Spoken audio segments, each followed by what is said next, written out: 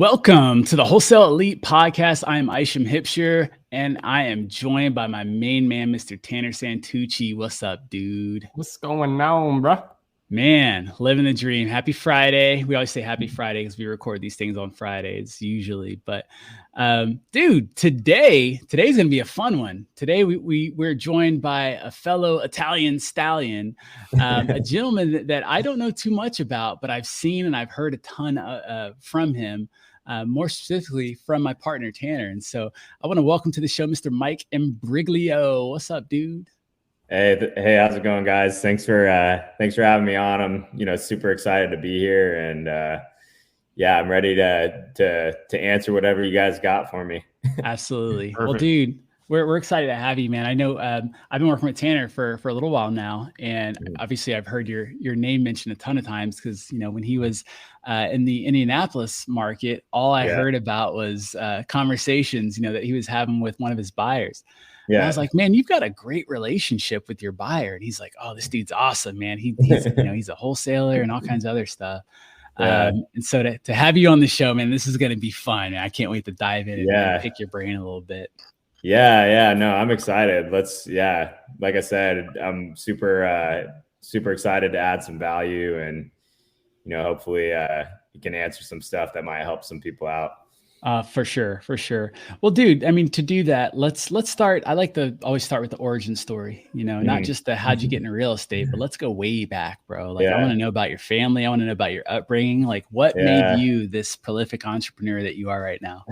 Yeah, that's a great question. I grew up in San Diego, and I'm still here now, and nothing like too crazy of an upbringing, had a good family and everything.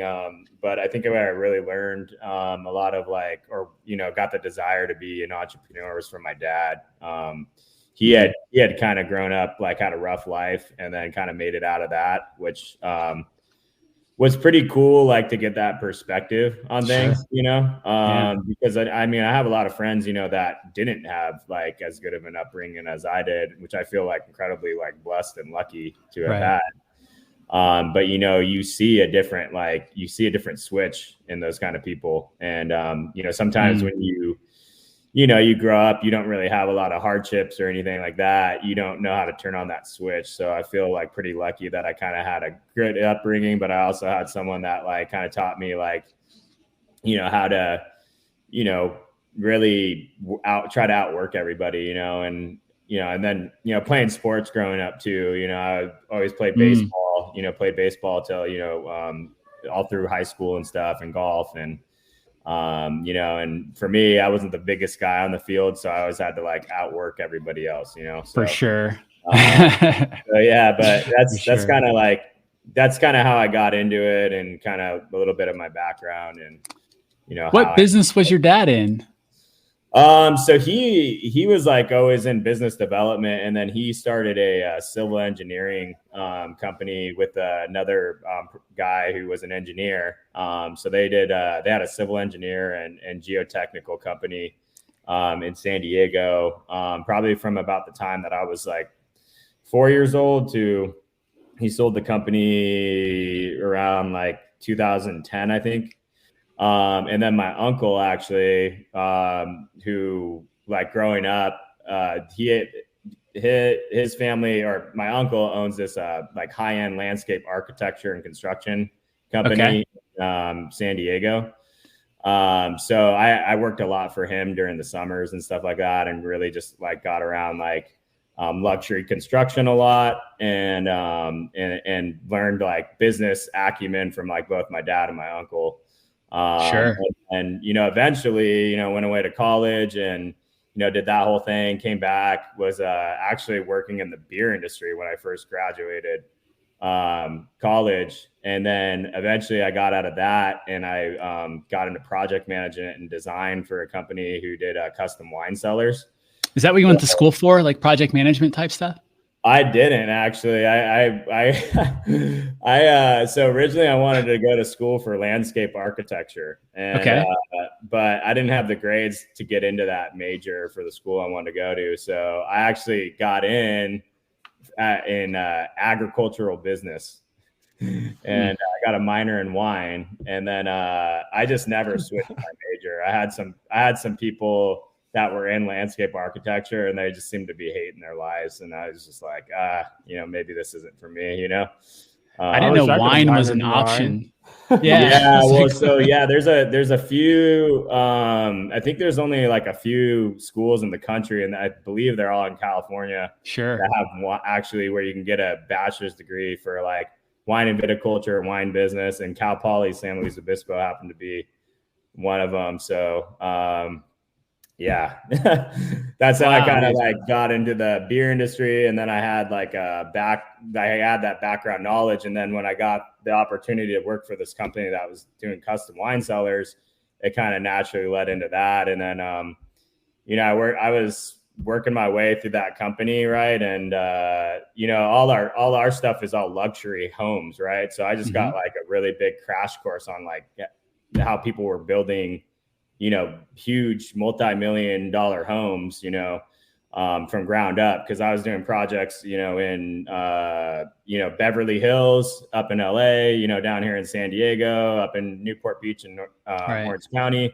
I was even doing some out of state too. Like I did some in North Carolina, Florida, New York.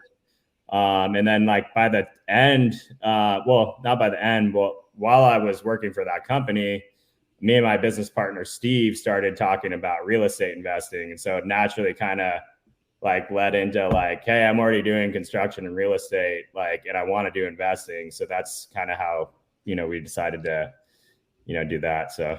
Bro, that's fascinating. I love hearing about how people entered into real estate. I thought for the longest time that everyone that was an investor became one from reading Rich Dad, Poor Dad. that's all I would ever hear over and over again. I read Rich Dad, Poor Dad, and it changed my life. So it's refreshing to hear some outside perspectives. Well, I will tell you one thing. You'll kind of laugh at this, but like when me and Steve were when we first met, we actually met like back because I'm almost 35 now. And so we actually met when we were like 24 years old, working like when I started working at the brewery at Ballast Point. And we would sit there and, like we became friends and we were on the same shift, but we always knew like we wanted to do something like bigger and better than this, and like he actually introduced me to Robert Kiyosaki. Nice. So like while we were working at the brewery, we started reading Rich Dad, Poor Dad. So, I mean, there was a little bit of that, I guess, in the background. That dude's got to be responsible for so many millionaires. It's unreal. Dude, that's cool. Okay. So you're in the real estate world, right? I don't, maybe it's just my ignorance, but I feel like most people start off wholesaling, but you ended up, starting off not wholesaling. When and why did you kind of, look into wholesaling? I know it's not your primary strategy now, but how did that come about? Yeah, that's a good question. Like I said, I'd already kind of been, in construction and real estate, and then Steve actually brought it up to me about wholesaling. And he's like, hey, you can do this. And like, I started going down a rabbit hole, like, we went and had a cigar one day and then he told me about it. And like, I literally went down a rabbit hole the next 2 days. And I'm like, hey, we're going to do this. And so like, we really started to dig in. And, like for the first like few years that we had our company, I was still working my W-2, doing the wine cellar stuff, cause, we were just like, we wanted, money to keep coming in. Sure. And, I had a lot of savings built up. So like naturally, like I always tell people like wholesaling is the art of finding the deal, right? For sure. If you can find the good deals, then you can find a good rental portfolio. You can find good flips. You can do novations, right? Knowing how to do all these different strategies. And then also like our first kind of like really, mentorship in the whole thing was with Pace Morby. So, obviously you guys know him. Yeah. He's like the exit strategy king of like how to get creative. So that was kind of like, we kind of, I guess grew up in that like system, I guess you could say. So we were always kind of looking at deals a bunch of different ways because we know how to like use these different exit strategies to, figure out a way to help these sellers out, and, you know, we get what we want, you get what you want, you know? So. Man. Okay. So how long have you been doing real estate at this point? This is our third year now. Yeah. So like with our actual LLC formed, we had actually technically, I guess, started a few months before that. So I guess we're pretty much at the 3-year mark now. But yeah, that's and then like about a year ago is when a little bit under a year ago is when I actually left my W-2. So I see. Yeah. Would you say like real estate's in your blood? Like you see yourself in this industry for the rest of your life? Or is this just kind of like a stopping point, an opportunity to make money? Or how do you see it? I mean, I love real estate. Like I've told Tanner this too before, but I like designing houses, right? So like I really like flipping. Like flipping has actually been like where we've seen a lot of our most success, right? And yeah, I love real estate. I think it's a driver for a lot of different things, you know. And like we're really entrepreneurial minds. Like me and Steve have a lot of like different things we want to do. Like for example, we're going to a creative business mastermind in Tampa at the end of the month. So it's like about how to buy businesses creatively. So, but at the end of the day, I feel like real estate is really the foundation to be able to do what you want. And like, for me, it's more about like building that like future for myself, my family, and like freedom of time, you know. Like I've always been really like someone who likes to travel the world. So like, that's really the most important thing to me over anything else. And then like really just like being able to add value to people and help people out. And, you know, kind of like a lot of these things, like they're never taught this kind of stuff, you know, like no one teaches classes about this stuff in school, right? They teach people how to be employees, not to, and, you know, be entrepreneurs. Exactly. And, I think when you can really kind of understand, like, even if you do want to work a W-2 still, right? Because, you know, some people have different risk tolerances, right? But I think you should still be like educated and knowledgeable about how to invest. So I'm super into stock investing too, like long-term stock investing. But yeah, I don't know. I just love real estate. I like eat and breathe real estate. So it's like, you know, I enjoy it. What's So we're you know, it's a new year. It's 2023. It's January, actually February 3rd right now. What's one or two things that you are maybe concerned about this year, and then also something that you're excited about? Yeah, that's a really great question. Yeah, I mean, obviously, you know, everything going on with the interest rates is a little bit concerning. You know, I guess we don't really know where inflation is going to go. Like, right, none of us have a crystal ball. You know, and I think that can be concerning for people when, especially if like you're over leveraged with flips. Luckily, like we're not like too over leveraged with projects and stuff. So like we're still. Like we just had a flip go on market for 24 hours and then it already has an accepted offer after 24 hours. So like, I mean, you know, like we've always been super conservative about how we lock stuff up and, you know, what our different exit strategies are. But I think that's definitely a concern for a lot of people, you know, because we don't know. But at the same time, I would say that's also something that excites me because I think the market does need to correct a little bit. Like, now we're even starting to see like the market kind of like starting to pick back up, which is like, you kind of see this, like, you know, again, I've only been like full-time doing this for 3 years. Right. But I think the thing that you start to realize as the time goes on is first off, you start to pick up on trends and especially how like trends happen throughout the end of the year. Right. So like at the end of the year, stuff slows down. Right. And then when you're coupled with like high inflation and interest rates and people worrying about stuff, it's like, of course, like a lot of people had, well, not everyone, but some people had a really rough fourth quarter. Right. And now you're starting to see stuff pick up back up again, because now like people are kind of getting used to this higher interest rate environment. And the interest rates are starting to creep down a little bit. Right. And so like, that's kind of like the new norm. But I think it's exciting because I think now, like if your homes aren't priced right and stuff like that, like there's more room for negotiation. And I think that the people who know like their numbers and know how to negotiate are gonna like see a lot of opportunities. And we're already seeing that at the beginning of the year. Like we just, I think we just locked up a novation agreement today in Lakeland, Florida, and then we have another one in Wholesale in St. Pete that we're supposed to be getting signed today. So it's like, you're starting to see like, you know, over the last few weeks, I think we've had like 4 or 5 contracts signed, and you're starting to see like a lot of like, you know, pickup now. Sure. And people more willing to negotiate. So that's what excites me the most is like absolutely that. And then just on our side for the company, like we're actually starting to double down. So we're like increasing our marketing budget double. And by the end of the year, we want to actually quadruple the marketing budget. Cause like, when everyone else is kind of falling out, like that's when we want to go hard and like really dig in and start, you know, getting in there, negotiating with sellers even harder, you know? So I think that's what excites me the most. What you guys' marketing are you doing? Oh, go ahead. Oh yeah. Our marketing. Well, so we've always been super SMS heavy, right? We use Launch Control. I love that platform.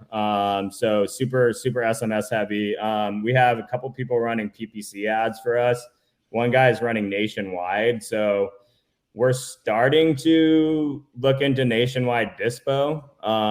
But again, you know, it's hard when you like, for example, you know, we get a lead sent to us in West Virginia. I have no idea what's going on in West Virginia. So that's like a system, like, you know, I've been starting to kind of dial in, but then like our other guy actually, you know, sends us leads in like Florida, Indiana, and California. So we have, what we do with those guys is we just do like a fee split. So like, we're not necessarily paying for the PPC, but like when we're closing the deals, we're giving them, you know, profit from it. Right. So nice. It kind of works out. And then the other thing is like JV agent outreach. And also we're starting to look into like some handwritten letters and stuff like that. So and then also now that we have a pretty good acquisitions team, we're going to get a dialer for the guys to call on, which I know you guys are doing too. And I'm a strong proponent of having people in the States cold call. Right. Not, you know, people out of states, because it just sounds like so scammy. I get calls on my house all the time, right? And it just like, I don't know. That's like to me, it's just like a bad intro, you know, to people. So we'll talk a little bit more about your guy that does the PPC and the structure of that, because that's interesting. If you're only paying them based on, you know, a deal closing, is he from a third party, or how is that working? Because if you're not paying for the PPC, I would assume he is, right? Yeah. So he's kind of running PPC. So we met him in sub 2, so Pace's mentorship.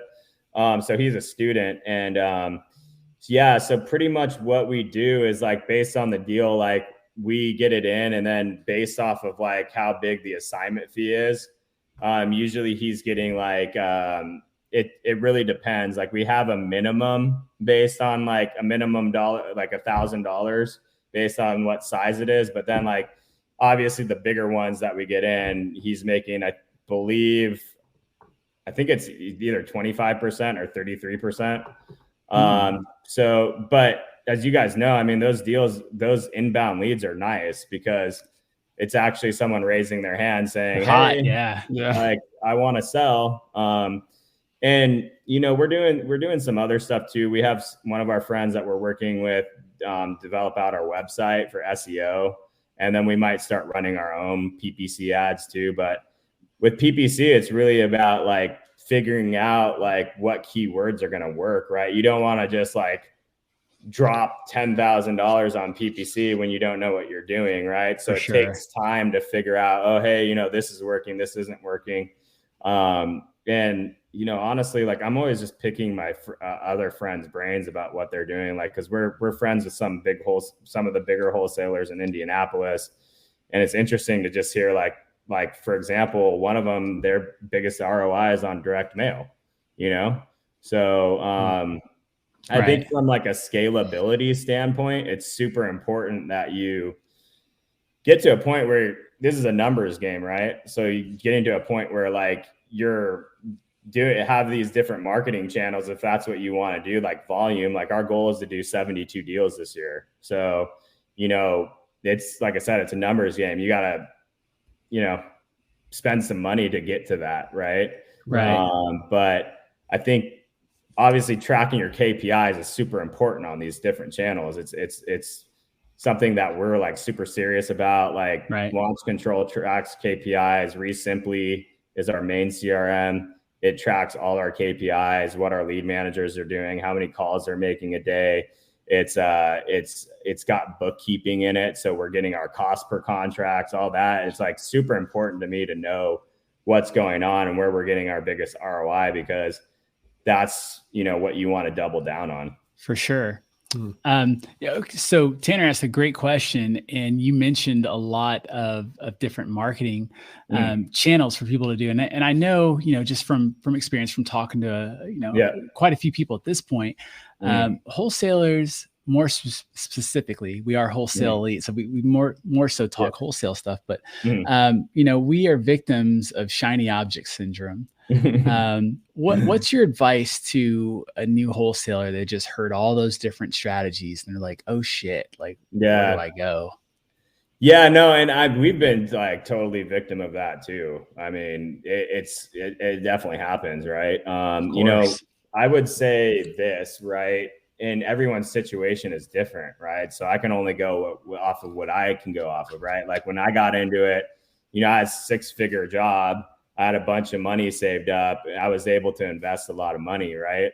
But not everyone's like lucky like that. Right. So I would say 2 things. If you want to get into this industry, like start networking, right? Network with the people that you see that are doing it, and come on and offer to like do acquisitions for them and learn the business. Right. Cause like we all know like that you get a good acquisitions person in, they're going to eventually leave, which is fine. But I'd rather have a good person in than someone who is like half-assing it or like it doesn't know how to build rapport with sellers. Right. Like we're constantly like teaching our acquisitions people, don't be a salesperson. You need to like build rapport with these people. You need to be able to relate with them. You need to be able to mirror. Like if they're super low tone, low energy, you can't be high energy. You got to come down to like where they're at. Right. Or if they're high energy, you can't be low energy. Right. And you got to like be able to like lead with like, hey, how can I add value to you? Like, what can I do to help you out? But to answer your question and not get like too off track, like that would be something I would do probably. And then, but you could also do like JV and agent outreach, focus on building a buyer's list, which can be a little bit difficult sometimes, and I've talked to Tanner about this too, especially like when you're getting like hedge fund buyers and stuff. Something that has helped me connect with those kind of buyers is like, I'm a licensed agent in California. Right. But I also have 12 plus years of construction project management experience. Right. So, it's easy for me to say, oh yeah, just have the credibility. But like, if you're young and you're just out of college or you're just getting out of high school, it's not that easy to say, you got to be able to build credibility. So like what I tell people is like, figure out, like build a good network, get around people that are where you want to be, and then see how you can add value to them. If it's making calls, pound the phones. Like you need to get used to talking to sellers. I still talk to sellers all the time. I still talk to our buyers all the time. And I think that's a good way to get into it and work your way up to then eventually having your own company. Bro, I think that's phenomenal advice. It's definitely something that I heard a lot when I was first getting started, but I had this ego, like, no, I want to do my own thing. Yeah. And bro, I struggled until I learned to squat up and partnered with people. But I definitely know the value of offering your time. So here's the thing, you know this, Mike. Successful people or unsuccessfully, I should say, either have a lot of one or the other. You either have a lot of time or a lot of money. You rarely have a lot of both. And so the person that has a lot of money usually doesn't have a lot of time. The person that doesn't have a lot of, money usually has a lot of time. And so if you're wondering what kind of value can I bring to these people, you can bring the value of your time, because that's invaluable almost, so offer your time, Well, let me ask you this, Mike, real quick, is what's to dig a little deeper into that advice, because there's a lot, it's overwhelming for I feel like for a lot of new wholesalers to feel like they're valuable enough to someone to actually step forward and say, hey, how can I be of value to you, when they don't even have the self-confidence. So what's one piece of advice you would give, again, a brand new wholesaler that came to you? What would you expect someone to say to you or offer you outside of, hey, I will call for free? Is there anything else? Good question. Yeah. I mean, like for us is really like it's offering, like, it's hard to like quantify it. Right. Because with some people you can tell right away, like this person is like, they're motivated, they want to do a good job. And then other people, are like really like, just, it's a lot of fluff. Right. So really, like for us, like I tell like our like newer acquisitions managers, like, don't be afraid to make mistakes. Right.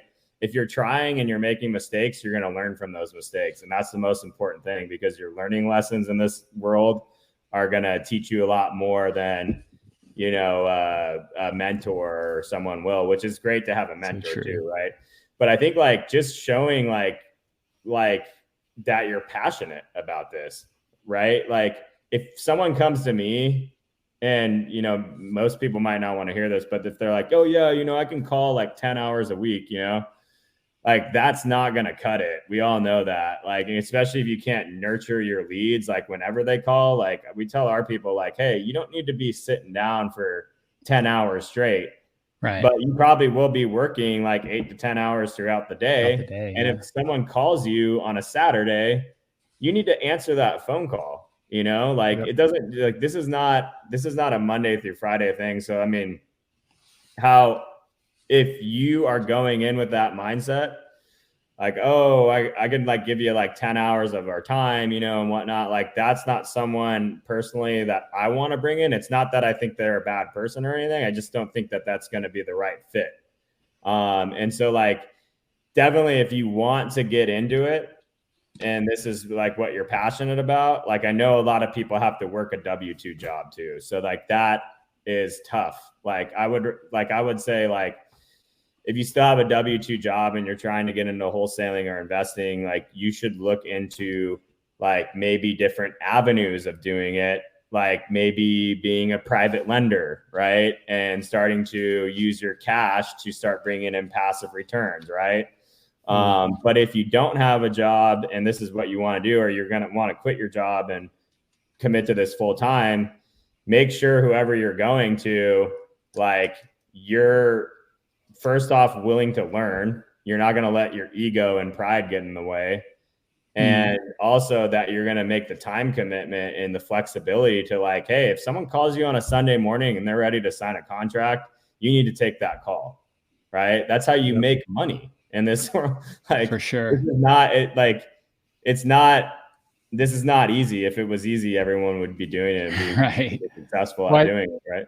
I think that's a good point you make, is when someone calls on a weekend, be ready to answer it. I think a lot of people that get into wholesaling or even real estate, they have that expectation, like you said, of time freedom, where it's like, I can stop at this point, put my phone down. But at the same time, if you're going to be that type of way, you might as well go get a W-2, in my opinion, because if you're wanting that hard stop, whatever, being told what to do, schedule a line. So I think the biggest thing that I just to piggyback on that is, you got to have the mindset, like you said, of being 24/7, really 24/7, especially if you want to scale or grow a company and start a company, whatever. You got to be willing to answer that phone 24/7, because you never know when that shit's going to ring. And that's, that's $10,000 literally on one missed call that you could have an opportunity to invest for 20,000. Or even more, right? Like, I mean, we've talked about some, bigger fees that we've made, and like, but I think what people really need to ask themselves is like, you know, like everyone, like on the surface, like it looks great to be an entrepreneur, right? Like these people, they have a Lamborghini, or like they're, you know, in Cancun or whatever, right? But in all reality, it's like for the last 3 years, and especially when I was working at W-2 at the same time, it was like I was, you know, we're working every day, you know, and it's not glamorous. And you got to really ask yourself if you're cut out for it. And if you want to get into real estate, there's still other ways where you can, you know, continue to work your W-2 and probably have a lot less stress, right? But also, you know, start building a rental portfolio or start private lending. Like I love the thought of private lending, and, you know, we've done it a little bit in transactional lending and stuff like that. Even transactional lending, like people are doing, you know, like gator lending, like everyone's saying. You can make good money and it doesn't take up your whole time, right? So you really got to, like, people really got to ask, you got to ask yourself, like, what do I want out of my life, right? And you know, some people, they start cutting their teeth in this industry and they find out real quick that, you know, they're not cut out for it, which is fine. Not everyone's cut out to be an entrepreneur, right? Self-awareness. Yeah. So you just having that self-awareness, but it doesn't, even if you're not cut out to be an entrepreneur, it doesn't mean that you can't be a real estate investor, because you totally can. Yep. Absolutely. What's what freedoms has real estate afforded you? Oh man. You know, I love the people that I've met over the years, you know, and like me and Tanner talk on a weekly basis, and I consider, you know, him a really good friend and someone that I can talk to, you know, about like whatever, you know. We're always sitting there joking around, or, you know, he'll hear me vent about something, you know, vice versa or whatever. And I think just like just the awesome people that I've met, and now getting to like travel around and go to Florida and look at projects, and like go to Indianapolis and not like going into an office, right? And like having to be there at like, you know, 8 o'clock or whatever, you know? And so I like that aspect of it. But yeah, I mean, sometimes there's like, it's so peaks and valleys, right? It's like you have really great times, and then like there's other times where you're scratching and clawing, right? And so true. You know, but I think that's the coolest thing, is like the people that I've met, and I just like really, you know, have really like, I'm just a relationships kind of person, you know, and it's really important to me to kind of, you know, just be upfront and honest about things, and, you know, add value to people too. So I think that's what I've really like enjoyed. That's great, dude. I'm curious. I love asking entrepreneurs this, especially ones like you know, like that are in the world. It's not just the title of entrepreneur. Like you truly are, you know, your head's constantly thinking of different challenges. What's the last thing that you can remember in business that you did that was out of your comfort zone? Yeah. Well, I feel like that's like a weekly thing. Like you gotta get out of your comfort zone, right? So yeah. Give me a story. Give me something that you can think of. Well, you know, I'll give you a perfect example, right? I mean, so like if you're in real estate, you know, it's funny. Like I've even heard like some higher level real estate person say, I've never lost money on a deal. And then 6 months later, they're talking about how they lost money on a deal, right? And so just recently, I mean, Tanner knows about this one. We bought this like shitty, like 8 unit in Terre Haute, and I just sold it today, and, you know, we lost some money. And that kind of got me out of my comfort zone, because I had to realize like that I had to like cut ties with what was going on with this deal and property, or else we were going to keep just bleeding money, or we were going to try to fix this place up, you know, spend $250,000 fixing it up, and then it would never like appraise on a refinance. And instead of losing 20K, you lose, like, you tie up, you know, 150K in a deal that you're never, ever going to see back. And so like, that's like something recently that got me out of my comfort zone, is just like realizing like I'm pretty decisive anyways, but just realizing sometimes you have to make those moves. Right. And that was my first time taking a loss in this world. And luckily you can make those chunks back real quick, you know, like our flip that we just sold in Fort Wayne, I made all that money back and more. Right. But I think like really, you have to get out of your comfort zone in this world. Like if you don't, like, you're not uncomfortable, you're not gonna grow growing. Yeah. To where you want to be. Oh, it's so good. It's so true. I mean, your comfort zone, getting out of that comfort zone is everything, you know. Tanner said, I don't know, I don't remember who said it, but open your ask hole, you know, open your mouth. That's a pace thing. Pace thing. And ask, you know, yeah.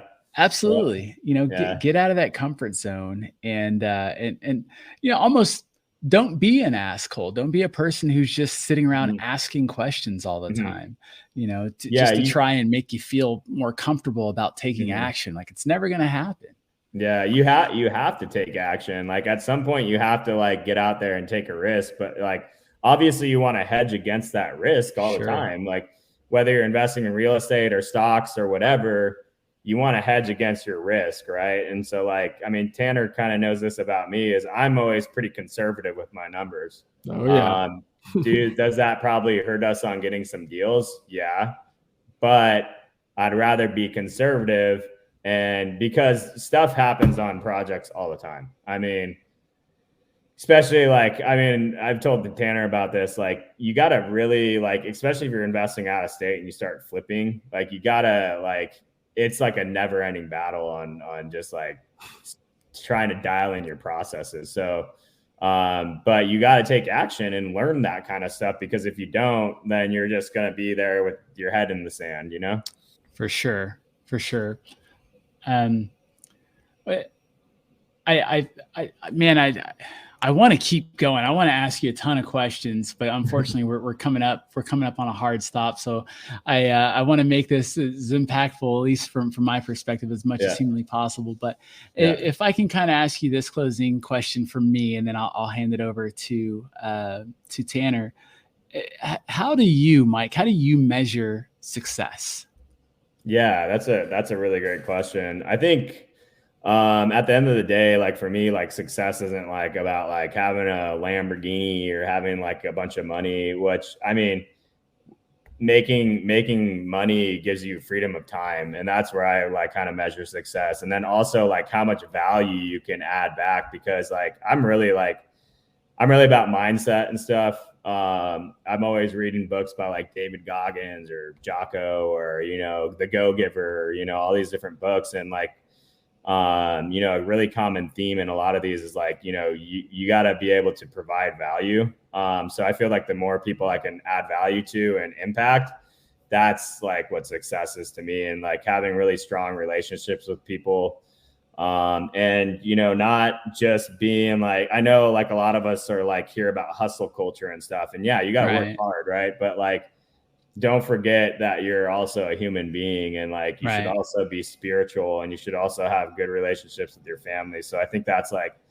more about what success is for me than like showing up in like a Lambo or something like that. Freaking beautiful. Like people laughed because I drive the same trucks that I've driven since I was 18 years old, and they're like, why don't you get a new car? And I'm like, it doesn't really matter to me, you know, like I'll drive it till it dies, and then, you know, I'll get something. They're like, well, you just like, you should have something nicer. And I'm like, it doesn't, like, that's not what's important to me, you know? Sure. Yeah.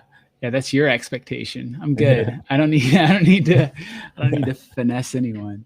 Yeah. Well, dude, Tanner, what do you got, man, before we wrap this up? I mean, I guess just kind of wrapping it up. I mean, there's a lot of, you know, as they say, gold nuggets that, I think people could take from this episode, and a lot of steps that they can take to maybe eliminating some analysis paralysis, or maybe eliminating some of that fear of getting into the business. And I've said it on multiple episodes now. And if you're listening, you're newer, you haven't done a first deal, whatever it may be, I think now is the perfect time to get into wholesaling. And for that, the reason being is what Mike had spoken about earlier. It's the market. Not only is the beginning of the year a turn of the new chapter, they say, but it's also, again, where Mike was speaking of, where the market starts to take back off. But I also think with the way the market is now is it's a great opportunity, because if you can do deals with the way the market is right now, you can do deals and the market goes back to how it was 2020, 2021. I say that every time. And I think if you can learn the network now, and because here's also the thing is people like Mike is, if you can find people to network that are doing business right now, those are the people you're going to want to be doing business anyways when the market again takes back off, like way off, right? Because they're the people that are smart enough to hunker down and do the things that are necessary to be successful. And so, Mike, let's do this. What are some ways, or what markets are you in? So if anyone wants to reach out to you and connect with you, what's some ways they can do that? So, like I'm out in San Diego, California. So I've been flipping out here, love flipping in San Diego. So, and then, where we met, not necessarily physically met, but in Indianapolis. So really love Indianapolis, Indiana, Fort Wayne, Indiana, and then Florida, pretty much anything in Tampa area to Orlando. Like that's where we're looking at. So those are our 3 markets. You can find me on Instagram. So at Briggs, our company is at SAMI Home Offers. We hold a meetup monthly in Southern California. We actually have an LA chapter. We have a San Diego chapter, and we have people come out that are actually doing it. And we have panel discussions. So my big thing is like, if I can help anyone out do their first deal, I'm totally game. If I can help someone maybe not make some of the same mistakes I've made in the past, then I really would. That's the thing I really want to do is like, I want people to learn from like things that I've done in the past that was a mistake that I can keep you from making. So like whatever I can do to help anyone out there. And like I said, we're kind of starting to do stuff nationwide too. So just holler at me and, we'll see what we can do to help you out. And I have a team that can also assist too. So like I said, we're here to add value. And real quick, before we wrap it up, I know Isham's about to wrap it up. I just want to personally give credit to Mike, because like Mike had spoken about earlier in the episode, me and him have a great relationship. I speak with Mike a lot, and I'll be the first person to say, Mike's always there to help you. So if you need anything, like Mike was saying, in those markets, trust me, believe me, I can personally say Mike will be there to give you as much insight and help as possible. So reach out to him. Thank you, man. I got much love for you too, brother. That's awesome. Guys, listen, Mike's a buyer. Like this is a buyer. I think people, especially newer wholesales, they have this conception of a buyer being like this guy, in a suit and, on the 12th floor of the corner office, and there's just a super intimidating guy. Mike's a buyer, and Mike's not an irregular buyer. Most of our buyers are like this. They're investors. They're people who started, the people who at one time were in our position, in our shoes. And one thing I always encourage people, look, I've never, ever seen a successful person shit on someone who asked them for help. As long as they're willing to bring their efforts and their energy and everything they have to the table and not question what the person who is getting, who's giving them the help, don't question them. You know what I mean? You can look for other perspective or whatnot, but don't doubt the person. So Mike's a buyer, guys. Like we brought a legit buyer on the podcast for you guys, for you to network with. There's more out there, and they're friendly like Mike. They're willing to help you like Mike. Stop being afraid of reaching out and making connections with these guys. Mike's on this podcast because Tanner had the balls way back sometime to reach out, right? He didn't know Mike. I don't know what, deal got you guys together, but here you are, still to this day. And now you're on our podcast and we're able to tell you, the viewer, the listener, this is a buyer. This is what they look and they sound like. I promise you. I do. They're awesome people. They're great to work with. And they can really help you along your journey if you stay open-minded and if you're willing to do the work. So Mike, brother, thank you so much, man. Thank you so much for your time. We're going to link up all of Mike's ats, all of his, his IG and all that stuff in the show notes. So if you're on the YouTube, we'll have it in the comments. If you're listening to the podcast, whatever, it'll definitely be in the show notes. But other than that, Mike, brother, thank you so much for your time. It's been a huge blessing. Thank you guys. And, feel free to have me on any other time. I'd love to be able to, add value whenever I can. So appreciate you guys too. And let's go. Dude, we should do like a buyer show, like where we have buyers on. So people meet the buyer. Mike, be our guy. Anytime. Awesome, brother. Well, thanks again, man. And guys, we want you in the seat. We want to interview you. So get out there and crush it, make it happen. We'll see you on the next episode. Peace. What up, Elite fan? That's a wrap for today's episode. But look, if you got value out of the show today, do us a huge favor and give us a review or give us a like or subscribe. Do all the things to help us get the word out there. And look, we want to see you on the next show. So get out there and crush it, make it happen. Stay tuned for the next episode. Peace.